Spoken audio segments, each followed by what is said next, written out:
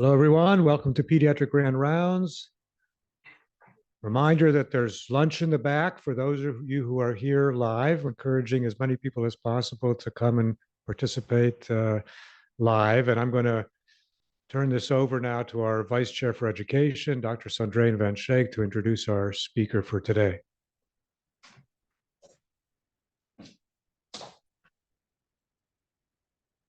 Thank you, Dr. Hirsch. It's always really fun to introduce speakers at Grand Rounds, but it's especially fun to introduce Dr. Edwell today because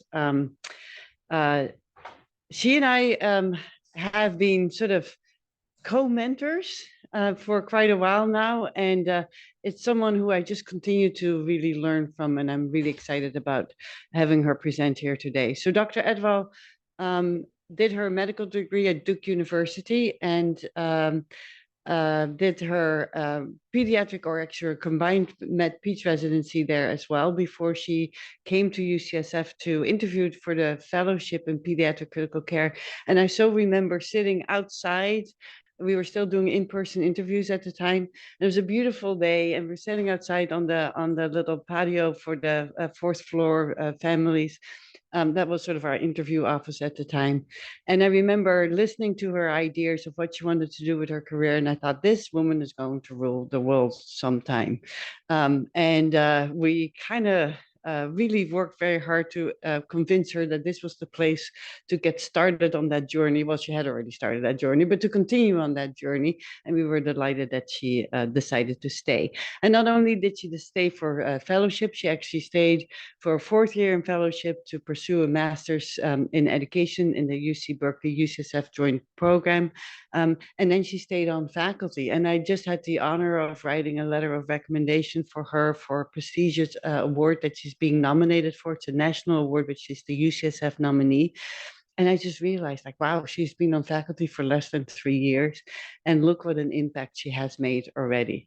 I don't think that she's going to talk about all of the things that she's involved with, but you should know that she is the inaugural medical director of the Code Care program, which is a new program at UCSF Health, UCSF Benioff Children's Hospital, that we actually have our Rights Coalition residents to thank of. I don't see many of them in the room here, but hopefully they're listening over Zoom. And that she then really spearheaded to develop. She's a superstar. So I'm really excited that she's going to talk to us today about the work that she started as her master's program. Correct? Yes. Dr. Edwell.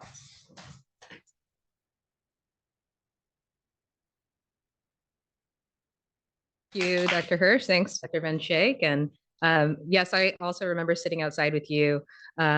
And I love that your narrative of that is like, oh, we should like try to get her to come here. And I was like, are they kidding? Like, I can see the water from the unit where I would work. Sold.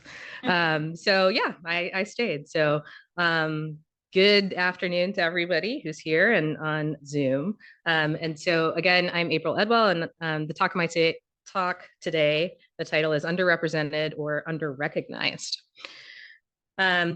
Disclosures. Yeah, I don't have one. There's I'll call him a poet and not a rapper, but there is someone who said that there's a direct correlation, and the more money you have, the more problems you have. So I have no money, and thus no problems.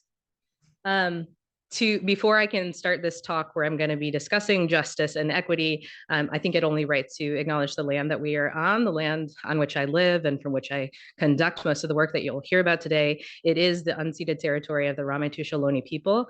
Every time I give one of these talks and put one of these land acknowledgement slides, I actually use the QR code that you see here to make a donation of the Unican land tax. And so I did that for this talk. I encourage you all, feel free to take a screenshot of this. You can choose to sort of pay monthly tax for the land that you inhabit, that is their land, and for educational endeavors as well.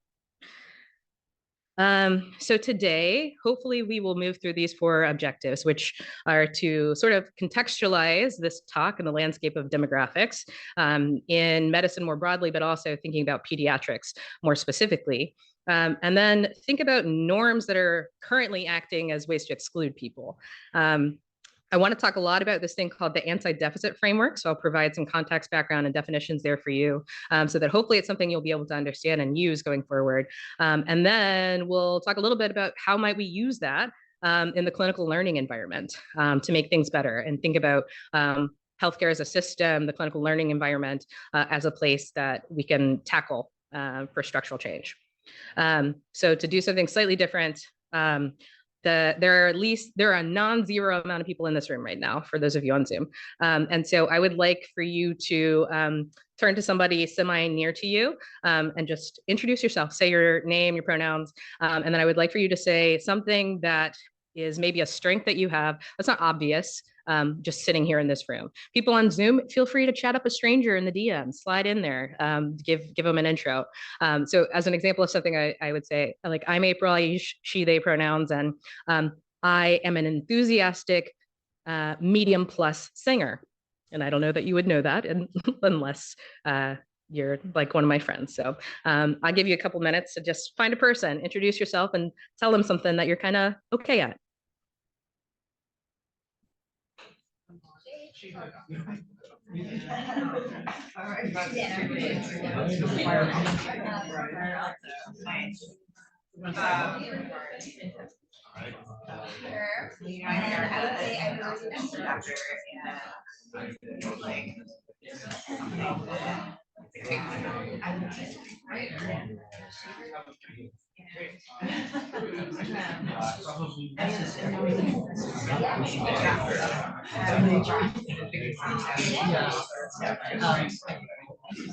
That's great. Yeah.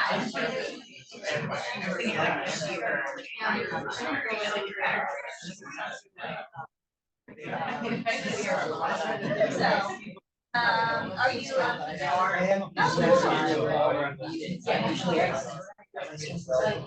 Oh, okay. Doing an icebreaker.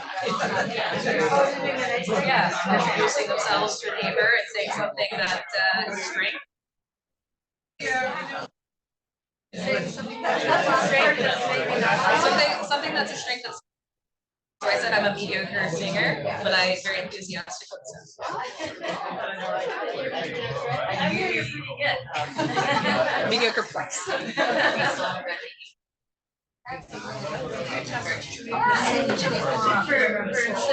All right. I see some good combos happening here. Feel free to like exchange contact information also. I think it's beneficial to be in relationship with people that we work alongside. So thank you for engaging in this experiment. I hope at least a couple people on the chat were able to do the same. And I hope that this helped primed all of you to think of your own strength.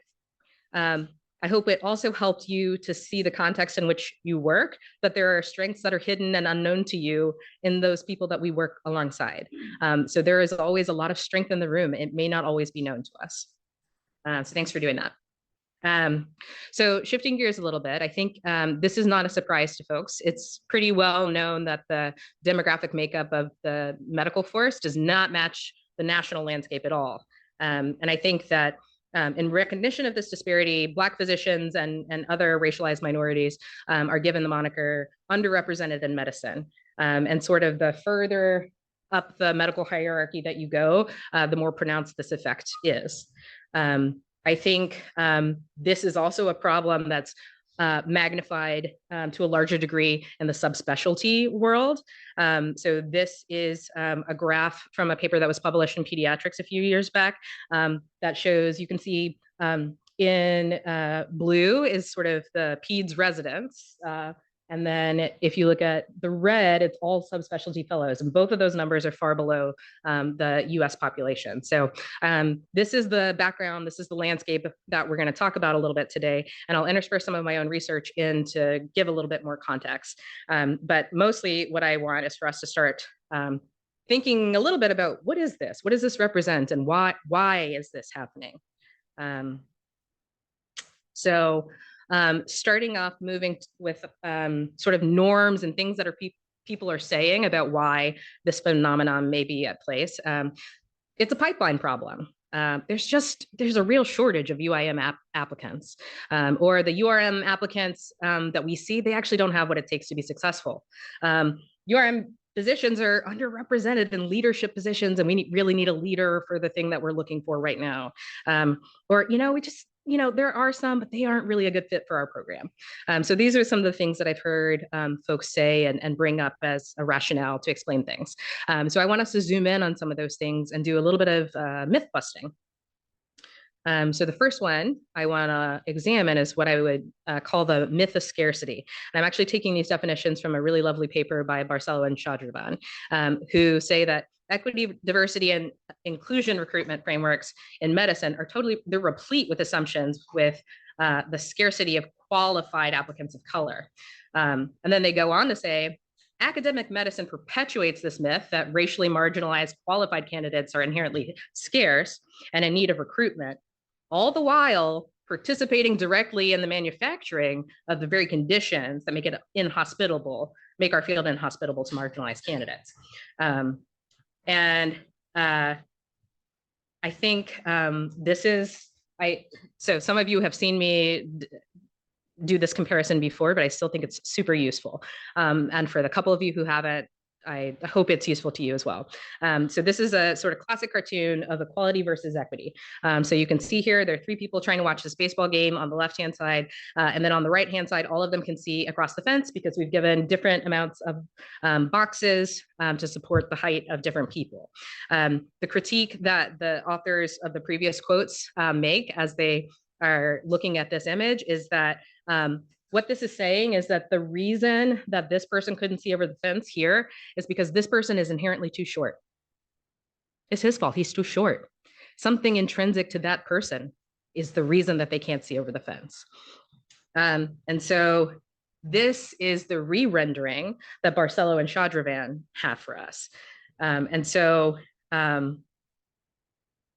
viewing this image from the perspective of marginalized groups alternatively invites us to consider the double feeling. One, a lack of acknowledgement of the structural processes that rob groups of their height and the disingenuousness of offering boxes to people in ditches. So here, these humans are all the same size humans. The reasons that they're not seeing over the fence has much more to do with the structures that surround them. So standing in a ditch or being shackled, this is the re-rendering that I offer. There are many sort of re-renderings of this image that can be useful, and this is one that I find particularly powerful. So another thing to consider if this is the rendering that you're using is that there will ultimately be applicants from marginalized backgrounds who appear qualified, i.e. you can see them over the fence, without a recognition of the distance traveled. So if standing in a ditch, but still appearing normal height and being able to see over the fence, it follows that this applicant may actually be 9 feet tall. So in what ways are our systems being like, no, we're good. See this Black person here? They're amazing. They've done all these amazing things. Maybe that's a 9 foot tall applicant. So in what ways are we setting the system up to still do this? Another one of the myths I think people are a little bit more familiar with is this concept of fit. I think there are many intersecting reasons that we have gotten to this point where there's this gap, but fit is one of them. And I really like this quote from this paper that examines this as sort of a real threat to validity. And they say, since we may be primed to favor applicants similar to us, thus effectively disadvantaging groups that differ from us by race, gender, sexual orientation, or other characteristics, casual assessments of fit are a threat to the validity of the recruitment process. Absent careful consideration and evidence to support an assessment of fit, this term may have the pernicious effect of providing an innocuous label for unconscious biases, masquerading as interviewer gestalt. Like, I just have a feeling. And so we think it's not a big deal. We think we're just like following our intuition, but in what ways are we actually amplifying the things that go unnamed within all of us? And to be clear, I do this all the time, and it's not until I check it. So Sandrine mentioned I went to Duke. Somebody has something from Duke in their background, I'm automatically like, you're good people, I can tell. And I have to like walk that back. And so what are the ways that we're doing analogous versions of that? So what do all of those sort of myths have in common? They are very deficit centered. This applicant lacks the proper qualifications. They're inherently too short for our fence standard. They don't have what it takes to fit. It's a very deficit focused model. And so Rhea Boyd, who is a UCSF PEDS residency graduate and current prolific community health advocate, wrote a really lovely piece in the Lancet. And I love this quote from that paper. Just as Black teachers were not simply underrepresented in Ruby Bridges Elementary School, non-white professionals are not simply underrepresented in the US healthcare industry. They are largely excluded. And when included, it's within systems that disadvantage and discriminate against non-whites. I really like this language because it's not a passive quality of Black teachers that's preventing them from having a seat at the table. Put another way, it's not because they are inherently too short. It's an active quality of the system of which they're a part that's keeping them actively pushed to the side, a system that we are all a part of. So in this way, pushing against using a deficit framework calls us toward more closely examining the entire system. So what would something else look like? What would a different approach look like? What might it look like if we didn't overly rely on narratives that sort of reinforce the exclusion of certain groups? For an example of this, we can actually take a look at the work of educational researcher Sean Harper. Sean Harper studied the experience of Black undergraduate males in a term he coined, that's PWI, so predominantly white institutions. And he said that many colleges and universities in the United States were created without any attention to Black students' needs and interests. White stakeholders, students, faculty, trustees, alumni, et cetera, have established cultural norms that have governed these campuses for decades, and in some cases, centuries. So he, in examining the experience of these Black students and these PWIs, is the person who first coined this notion of an anti-deficit framework. He intentionally flipped the script that he kept encountering. And so that's what we now call the ADF, the anti-deficit framework. So what's an example of that? So when Sean Harper was initially doing his work, the existing literature that he was saying was offering questions like, why do so few Black students enroll in college? Or why do they have the lowest GPAs? Why are they so disengaged in leadership stuff? And so he flipped it on its head and had a reframing that's in this anti-deficit framework. So how were college aspirations cultivated among currently enrolled Black males? What resources proved most effective in helping Black male achievers earn high GPAs? What compelled Black male students to pursue leadership and engagement opportunities on their campuses? So I think you get sort of an idea of how you can just totally flip this and turn it on its head. And so I think in short, the overarching question then becomes, what can we learn from Black success? So I think that there are a number of potential affordances of an anti-deficit lens. I feel like that's a word I didn't learn until I did my master's, like affordances. It sounds very fancy. And so this is not to say that this is the only lens that is useful for considering or tackling a problem, but it is a useful one, and it's one that lots of us may not have. So I want to offer it to you today as a potential tool. So what are some potential affordances of using this approach? So I will give a couple different examples from different domain. So let's think about the semi-recent monkeypox outbreak. If we think about how those two contrasting frames or lenses might approach assessing and trying to generate solutions for this, I think the deficit framework would tend to locate the quote unquote problem within the individual, say that something is wrong or lacking or misaligned with the individual. And that's reductive and strips them of some of their otherness, which is actually a positive thing for them. But it does make the individual the one that needs fixing. And so if you think of it just through a different lens, you might then locate the problem outside of an individual and place it on the system. In this instance, in the healthcare system. So solutions are then about making care more accessible. And so in this case, for, especially for queer communities, potentially even by leveraging the ingenuity and community and networking present in this community that isn't itself a strength. I think another place that we can learn from, again, taking a broad intersectional lens and trying to learn from lots of different bodies of literature. Another one is in thinking about contrasting modes of disability. So there's the sort of medical version of what is disability, which thinks of disability as something that's wrong or broken, non-functioning part of someone's body, again, inherent to the individual. And then the social model of disability says that it arises not from the non-standard body, but primarily from the social conditions that are excluding and stigmatizing individuals. We will see if this next slide works. Give it 30% chance.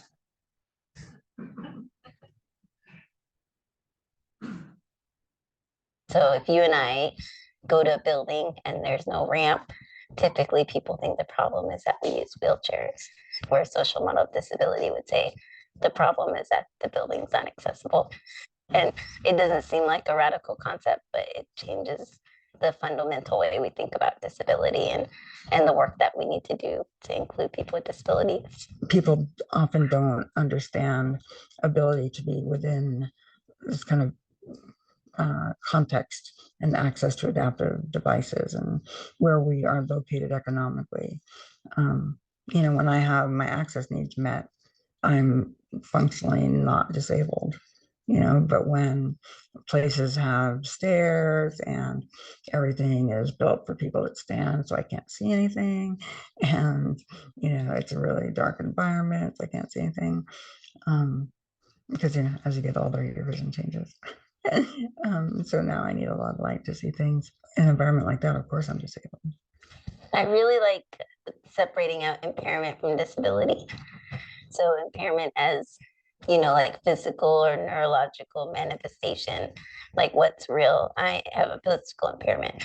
And then disability is like what society creates as barriers because of the impairment.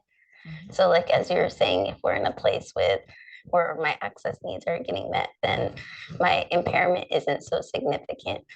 But when it's not because society doesn't want to, then that's a problem.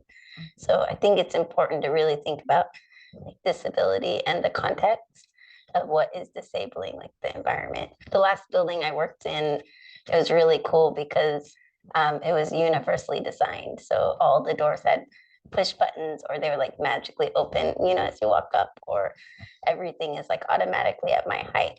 And in that place, I didn't need a lot of accommodations. But then in an environment where it's not universally accessible, where people with disabilities and parents and all types of folks weren't thought of in the design process, that's when there's problems. I'm not saying like it's easy to live with an impairment. It's not easy to live, when you have like 4 kids. It's not easy to live when it's like 20 degrees outside. I mean, for those of us in the Bay Area, like 55 is freezing. But there are times when it's just not convenient to have a body, but that's not what oppresses us. What oppresses us is living in a system which disregards us, is violent toward us, essentially wants to subjugate our bodies or kill us. That's oppressive. My body doesn't oppress me. My body's fun, but society. So again, I really like that example. My body doesn't oppress me, society does. So again, changing the location of where we're thinking about action from the individual to the systems and the structures. So now bringing this all back to medicine, I think there are a ton of parallels between higher education, where Sean Harper, who designed this framework, and his academia, parallel with medicine. And I think both institutions would more broadly be considered historically PWIs, predominantly white institutions. That's changing, but I think there are a lot of parallels there. So as such, now I want to take you through a case study of sorts within pediatrics.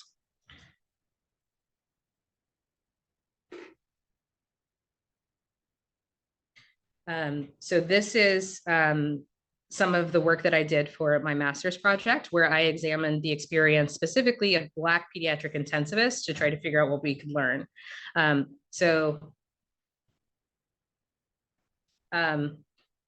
Again, deficit framing would ask questions like, what are keeping Black trainees from achieving, or why are they so underprepared for the rigor of medicine?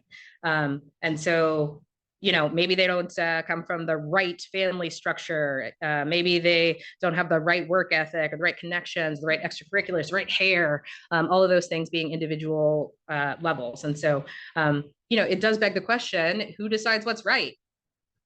Who decides what success is? And what are the ways that sort of white supremacy and white patriarchy have so strongly defined both of those things, what's right and what is success?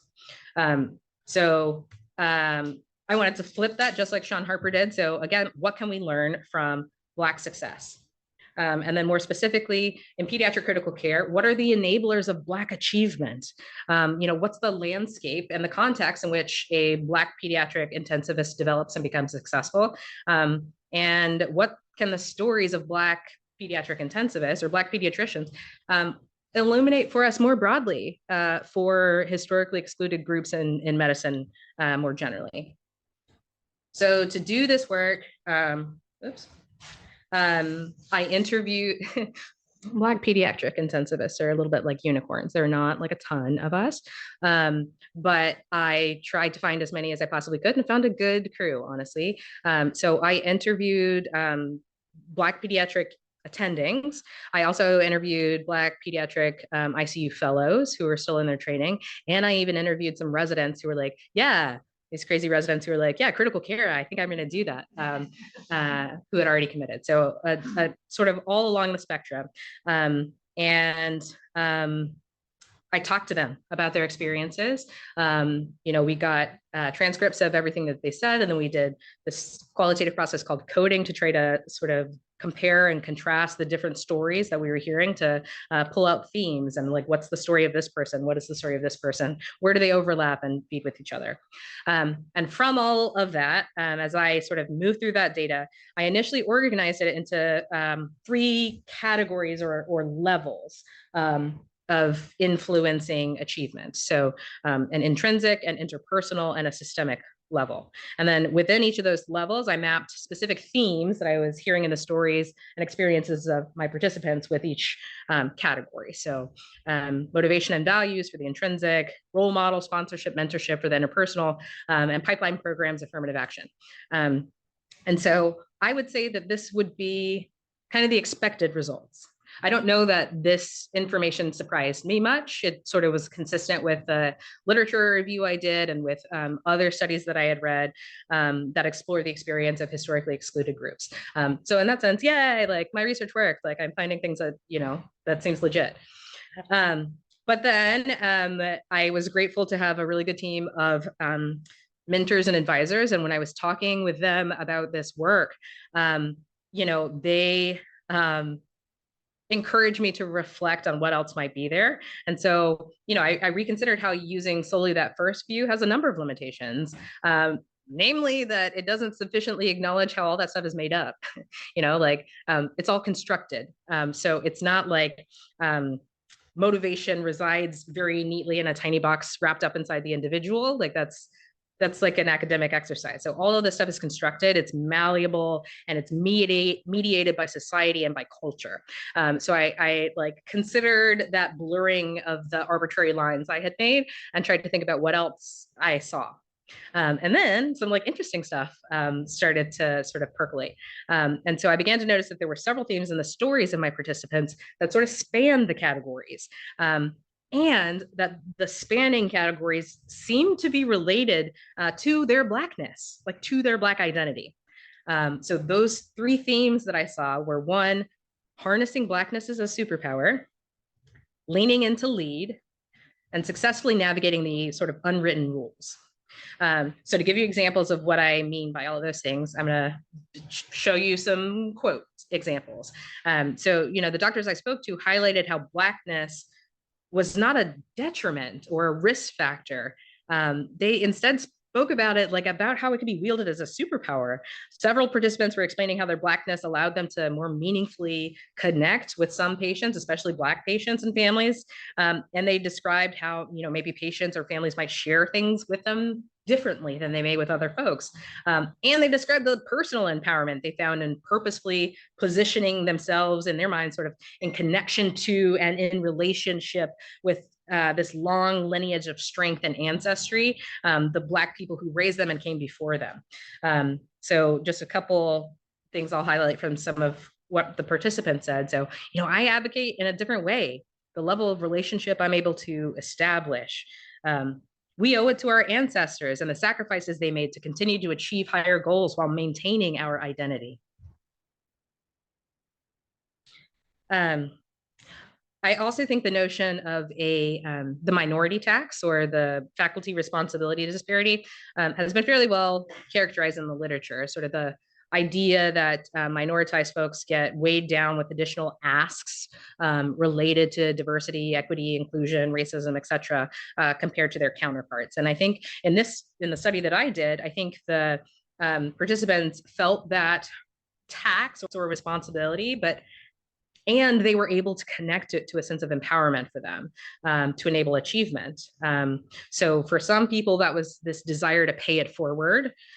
For others, it connected them to their culture and to others in the community as they took on roles of mentorship, of sponsorship, just leadership positions more generally. They were intentionally placing themselves into those positions that were often getting more recognition at the level of sort of institutions or hospital systems.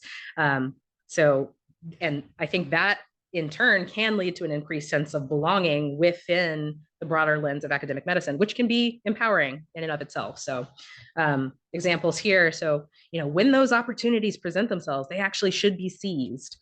It's incumbent upon all of us to serve as role models in whatever way we can. You have to be a voice. We're obligated.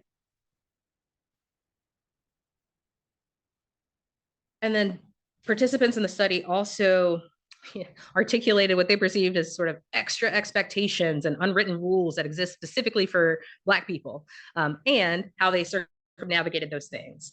There are things that no matter what you do, another person can get away with that you'll never get away with. Maybe others may not have to put in as much as I do. I have to wake up knowing I have to be better than everyone else to be considered as good. You know that you're going to have to work harder. They're not going to help you like they help others. So going back to this idea of the anti-deficit framework, this lens that I hope can be helpful, and thinking about, well, what affordances did that give this project? I think one takeaway is that it helps reify for me the notion that we really ought to interrogate what success means. This is one of the quotes from my participants that I think summarizes sort of that theme nicely. So I'll read the whole thing. I think classically identified success in our field is number of publications and notoriety in the country, national notoriety. Those are the things that really put the feather in your cap. And I think that'll always be true. People will define larger success and pick you as that. But I hope that we can start to create other lanes for success, other ways that you can be successful without having to have 12 publications on your CV and without being asked to come talk every year at this conference or colloquium or whatever. That's great. It's great if you get those invitations, but I don't think that should mark your success. There are other ways to be successful in our field. We just haven't done a good job of acknowledging them. So I think that represents what we found in the narratives quite well, that success or achievement is not a monolith. It's not only defined in one way, and that way being the sort of historic normative way rooted in white patriarchal norms. I think, in fact, the participants were able to articulate myriad types of achievement that are not necessarily the kinds that we often gravitate toward.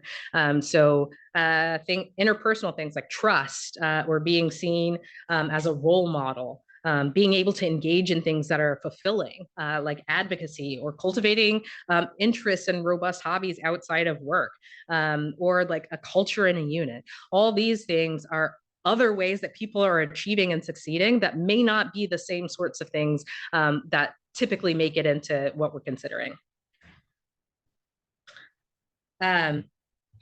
So one thing that I kept coming back to in my data is this idea of Blackness as a superpower. And it reminds me of this quote by Bell Hooks.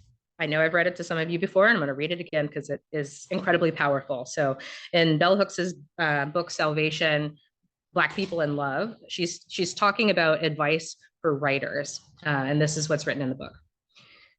In the mid-60s, Hansberry told a group of aspiring young Black writers that if they wanted to understand the meaning of love, they should talk to Black folks and ask the troubadours who come from those who have loved when all reason pointed to the uselessness and foolhardiness of love. Daringly, she stated, "Perhaps we shall be the teachers when it is done. Out of the depths of pain we have thought to be our sole inheritance in this world, oh, we know about love." Both Baldwin and Hansberry believed that Black identity was forged in triumphant struggle to resist dehumanization, that the choice to love was a necessary dimension of liberation. So, what are the things that we associate with being a good doctor? Care, compassion, being hardworking, being an altruistic leader, someone who respects knowledge. Then perhaps we should look more closely at these people who kept caring when people spat in their faces, when people refused to shake their hands, people who had to work twice as hard to get half as much, and who have been willingly taking on extra work and burdens, even knowing that no one was going to acknowledge that, much less congratulate them on it. But because there was work to be done and because it was the right thing to do. These people who have been carefully curating and passing on knowledge for future generations, because if they didn't do it, no one would. So when I zoomed out and thought about all of this together, what can we learn from Black achievement? How are Black doctors succeeding? How are Black intensivists thriving despite this backdrop of challenge? In short, they are magic, brilliant, creative, and persistent people. How can we make our system more equitable? How can we ensure that Black people are more represented in the field? To start with, we need to recognize the ingenuity, the intelligence, the merit that they already exude. We need to be able to identify and to honor the value that's already among us. So perhaps URM doesn't mean underrepresented. Maybe it means underrecognized, or that would be a useful reframing. One of my mentors who's at Berkeley, Chris Gutierrez, wrote that, we must start to recognize the buds and kernels of ingenuity, the roots and the possibilities, in this case for Black physicians, of their playful imagination, resourcefulness, and inquisitiveness. So what do you do with this? Like, how do you take this forward? How do we recalibrate our vision? So I think one of those things is that when you encounter a medical learner or a trainee, consider what are their strengths? What are their superpowers?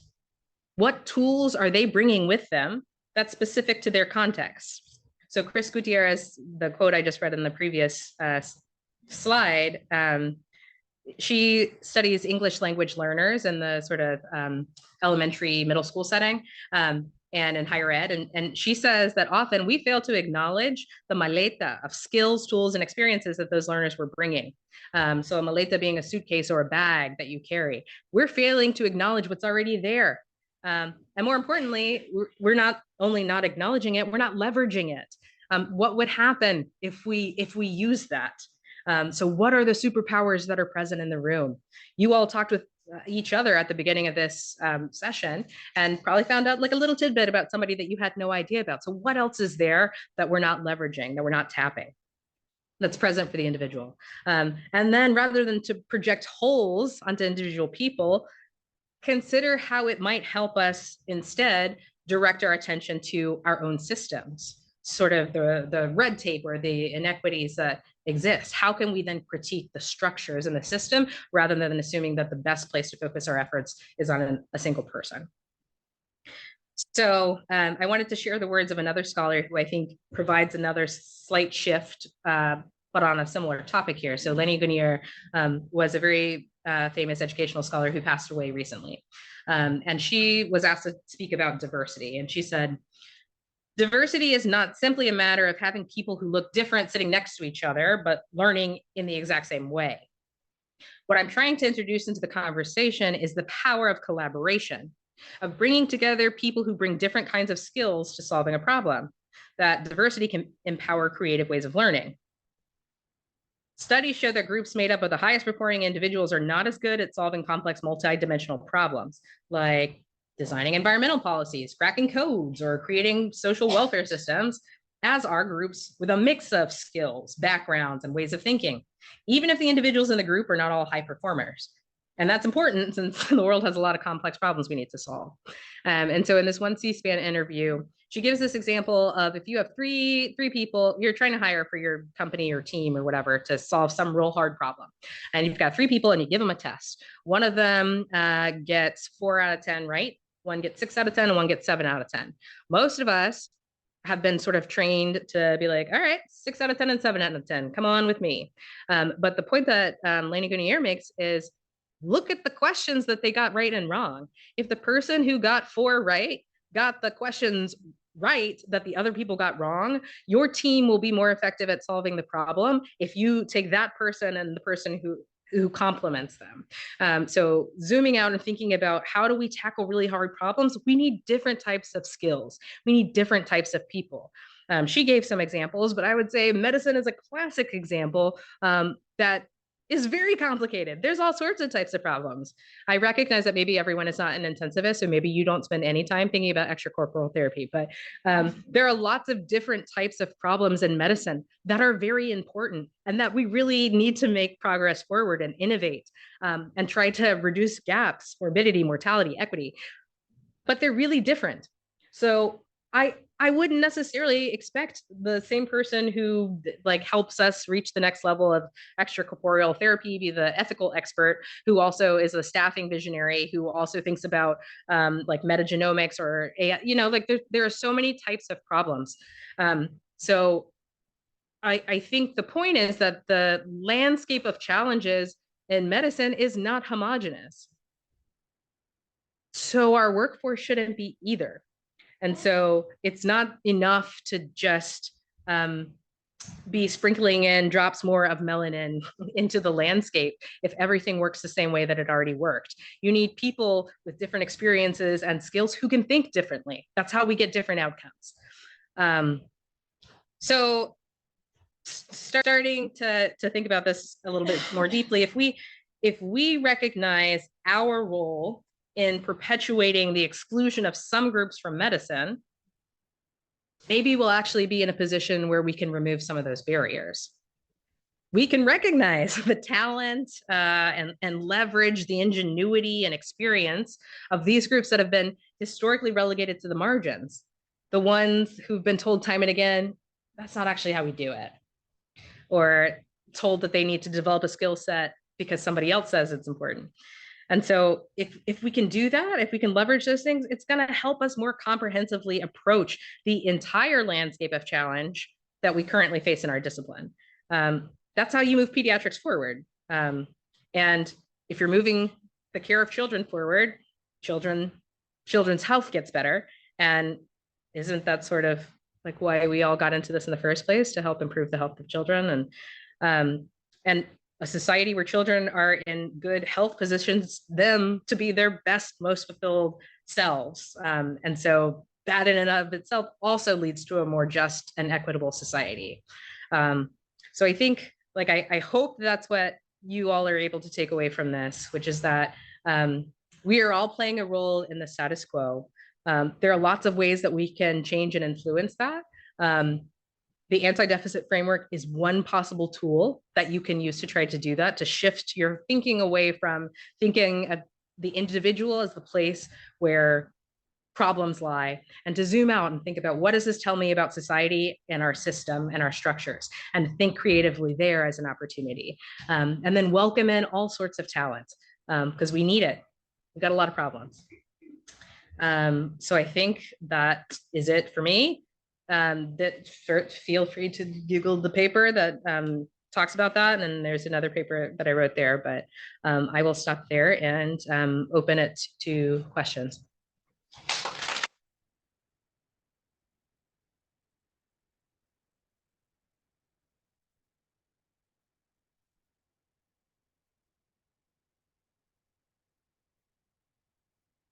Well, this might be the first grand rounds in the 4 years that I have been in this role at producing and moderating. Very well. Thank you. Questions?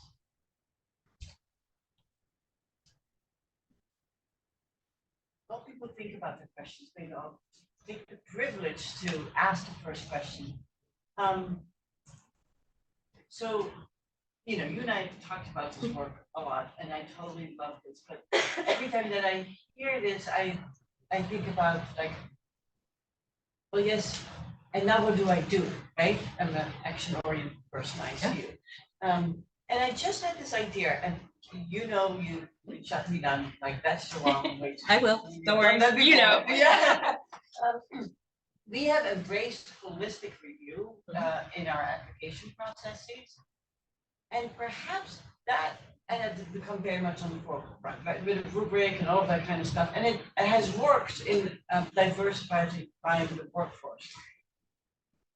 And I'm actually now starting to think maybe that's actually still not the right way to do it. Maybe that should be more in the background. And the first and foremost question that we should ask is, what does this person uniquely bring?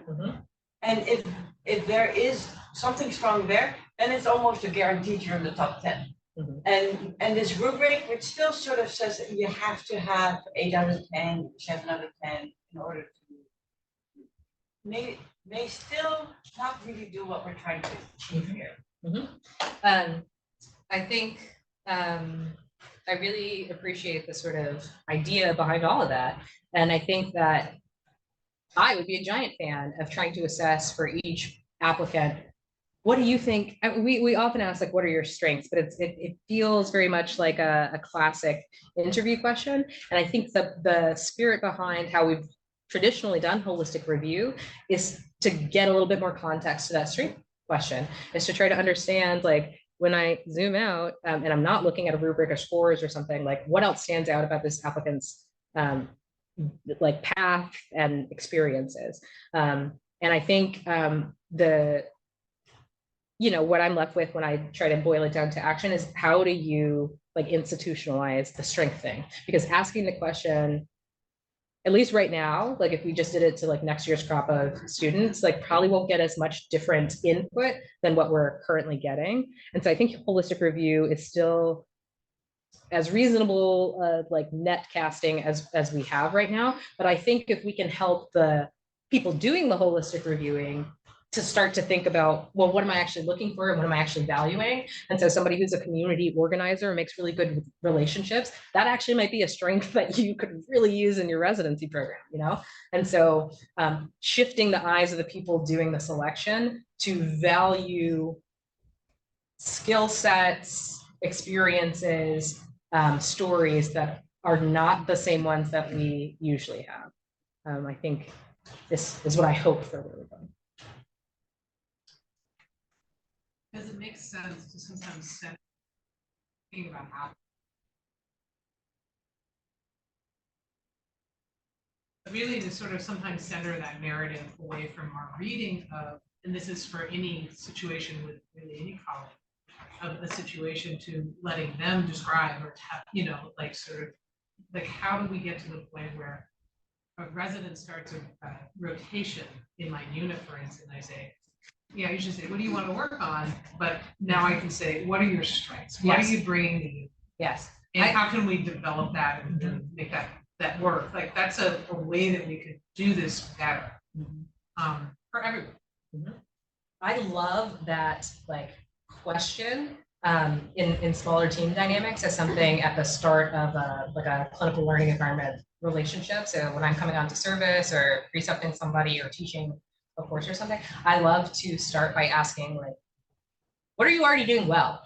Like, what's a thing that you've been good at? What's something that's gone just fine in your previous rotation, or like something that you're good at in the context of the learning environment, for a number of reasons. One, it helps give you an idea of, like, some people will be very clear, like, oh, I'm extroverted, I'm very chatty, and I've been quite good at initiating conversation with patients and families. You may get some people that's like, I'm good at noticing stuff. I notice details that other people might. And so it lets you know about their strengths, but it also primes them to come from a place of strength. And often trainees and medical learners are super nervous when they're like transitioning to a new conference. So in the same, or a new context. So in the same way that we sort of started this session by priming with strength, if we prime our learners with something that they're good at with strength, then the next things that we get out of them may be more positive. You know, it's the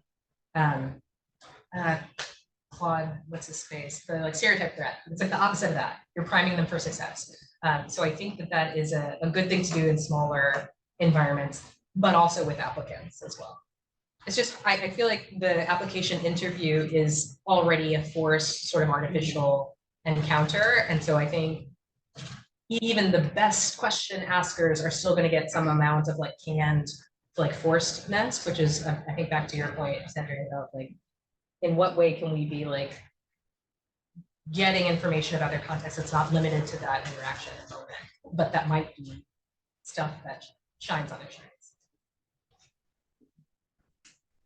So thank you, April. That was an amazing talk. You know, we've talked about the fact in our department here that we've done a pretty good job of diversifying the over recent years, but that we still have a very big distance to travel in terms of creating an environment of belonging. And you know, one of the things as a PD that I have found so distressing is that, you know, particularly Black residents, but also other white residents in our program sometimes reflect that because it's hard, they bump up against a lot of things that they perceive to be their identity, which are very challenging and often negative and hard, that they feel really ambivalent about, yeah, this is a great place to come and work, you know, or to stay on, right? And we see that in the numbers of position as we go from our training environments to faculty positions. I'm wondering if you have any reflections from all the conversations that you've had about what we, you know, what people identify as being the salient features of the environment of belonging. Because it, like you talked about so many people who have this altruistic view, like they're busting themselves and they are always going the extra mile. Shouldn't really need to be that way. And I'm just wondering what we can do from what you've seen. Maybe a couple. Yeah. Thank you for that question. I don't know that I have like a neat like bow tie like answer. I think a thing that I've noticed that I feel hopeful and encouraged about is that, this is going to make me seem old, I think I'm very hip, but I've noticed that current trainees, like medical students, current residents, even current fellows, they grew up and came of age in a different context than many of the faculty did. And I think a good and hopeful part of that is naming and calling out when things are bad and wrong, which is different than I think how it used to be. People were sort of told that they needed to suck it up. And now people are like, no, that, like, why would I do that? That's terrible. And so I think part of it is the system re-equilibrating, because I think it's, it will be different for different people, but I think that we should lean in to the like ugliness of our underside sort of. And so like when applicants are coming, like, I don't think it's like a put your best face forward kind of thing. It's, I think I would advise applicants to ask the question of like, so how does oppression show up in this environment? And then what happens when you name it? And different people will have different desires to engage in active tension and conflict related to their identity than others. Like there are so for context that no one asked me to give, but I'm giving it anyway right now. So like I grew up as a queer person in the South. And so while sometimes I felt fine actively engaging in tension about my racial identity, I was at a time where I did not feel comfortable doing that around my sexual orientation at all. I presented very, in a way so that no one would read me as queer. And I would not have felt comfortable engaging in active tension over that identity. So I give that as an example to say that for different people at different places in their journey, some people want to be people who blow up the system. Other people want to just, no, thank you. I've had enough pain and whatever, and I just want to like duck my head and carry on. It's no surprise to me that racism happens. I wasn't born yesterday. I know about it, and I will carry on through my thing. And then there are other people that are like, absolutely not. Let's blow it up from the beginning. And so I think it doesn't behoove us to not show that we're an institution where people actively grapple. And so I think that people should know it. And I think the like bigger piece here is that I think you all have been alluding, like UCSF has been sort of a front runner in thinking about how do we diversify applicants, but then what? Now they're here.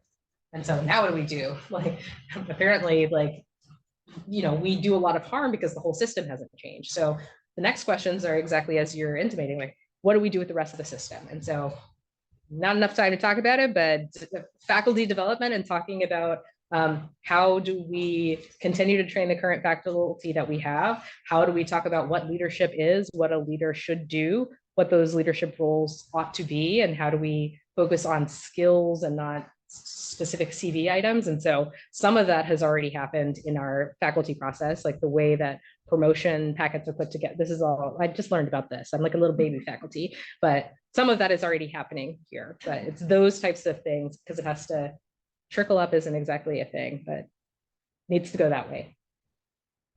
Thank you. But there's actually two questions on the Q&A that I'm gonna address. But I love that idea of like, let's put it out there, right? Let's just be honest. We're struggling with this. The good news is that this is a place where you can actually engage in the struggle. So one question is from Madeline Taylor. She asked, she starts with amazing presentation research. Thank you. I'm wondering if in the course of your conversations with participants who did feel called to engage in advocacy effort, whether the responsiveness of institutions to change came up, and how participants spoke about their advocacy effort within medicine generally. That sort of talks about what we were talking about, but then for your participants, were there any highlights there? Yes. Multiple participants talked about how it was hard to affect large-scale institutional change.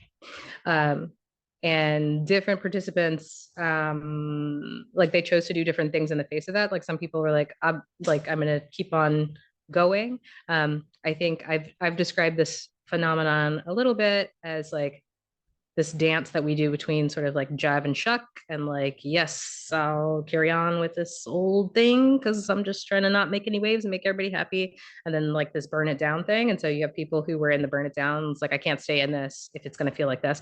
And other people who are like, nope, just need to get a seat at this table and then at this table. So people had different approaches to that more broadly. And then I think also in the sort of anti-deficit framing of things, people probably defined advocacy more broadly as I was chatting with them. Like some people felt like advocacy was like, mentoring a whole squad of folks that are going to like disperse and go elsewhere and like, preach the good word. And so I think both things were true. And then Duncan Henry says, Dr. Edwell, fantastic talk. Thinking about our systems and how they disadvantage and silence folks, especially when they may point out our challenge practice inequitable. How do we make sure to celebrate, recognize, and encourage that they continue to do those things? How do we get the system to acknowledge that challenging the norms is part of the process and to allow it to be done in ways that may not be the usual or the accepted? Thank you for that question. It's real hard. So speaking from an N of one, like in my experience, it helps me tremendously when someone does this phenomenon known as joining. So in the moments where I say something that I know is dicey and I know is going to like put some people's hackles up, to the extent that someone else who is not me, especially if it's someone who doesn't share all the same axes of identity that I do, it's like what she said, or like joins it or amplifies that comment in some way. It seems maybe little, or maybe it seems risky, I don't know, but makes a world of difference. I can think to specific recent experiences I had where I was like in a moment and nobody did that, and I felt like I was in a free fall.